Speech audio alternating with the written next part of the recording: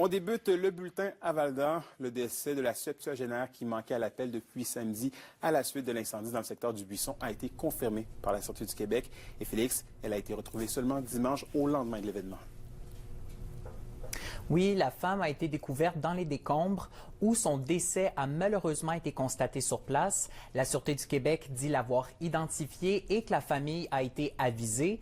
Pour ce qui est de l'homme qui était aussi présent dans la maison incendiée, il aurait, lui, sauté par la fenêtre avant la venue des pompiers. Il a été pris en charge par les paramédics et par la suite reconduit au service hospitalier. Il est hors de danger, même s'il était dans un état critique il y a 2 jours. On écoute le directeur adjoint du service incendie de la ville de Val-d'Or, Éric Lafleur, nous expliquer ce qui s'est passé. 21h53, on a reçu l'appel, dans le fond, de la centrale, comme de quoi qu'il y avait un incendie confirmé à l'adresse du Buisson. Et à notre arrivée, en fait, il y avait fumée et flammes qui étaient dans la partie garage, qui était en train de se propager à la résidence. La résidence était déjà impliquée là, environ à 25 à notre arrivée.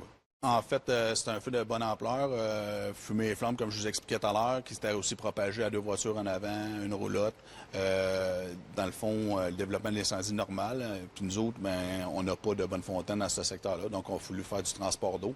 Ça a mobilisé, dans le fond, des pompiers ici, plus des pompiers de Malartic, Rivière-Éva.